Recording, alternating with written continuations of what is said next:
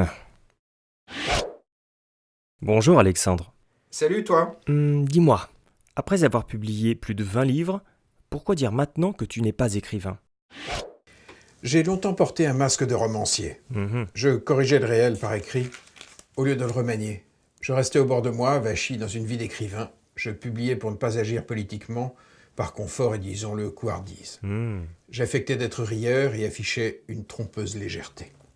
Ah oui?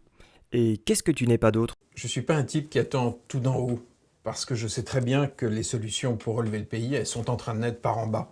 C'est pour ça qu'on les rassemble. Et je ne suis pas non plus un type qui croit au cadre, parce que le cadre français marche plus. Et c'est pour ça qu'on rassemble de drôles de zèbres qui résonnent en dehors du cadre. Mhm. Toutes les solutions qu'on trouve sont portées par des gens qui gambergent en dehors du cadre. Et puis je ne suis pas un diseux. C'est-à-dire qu'il y a plein de gens qui font plein de rapports extraordinaires. Mhm. La Cour des comptes en publie.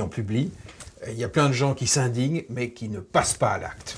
Qui es-tu alors, Alexandre? Un faiseux, c'est-à-dire un type, un militant associatif depuis 15 ans. Mhm. Un type qui construit des associations comme Lire et faire lire, qui est un programme qui implique 16 000 bénévoles et qui s'occupe de 400 000 enfants. On leur transmet le plaisir de la lecture dans les écoles maternelles et primaires pour essayer de fabriquer une nation de lecteurs et pour aider l'école à résorber ce chiffre affreux. On a 20% de nos enfants qui ne maîtrisent pas l'écrit à entrer au collège. Donc je me sens vraiment faiseux et puis un jouisseur. Parce que prendre soin de son pays de cette manière-là, pragmatique, avec les autres faiseux, c'est jouissif. Hmm. Ça fout dans un état de joie absolue. C'est le contraire du journal de 20 heures. Mhm.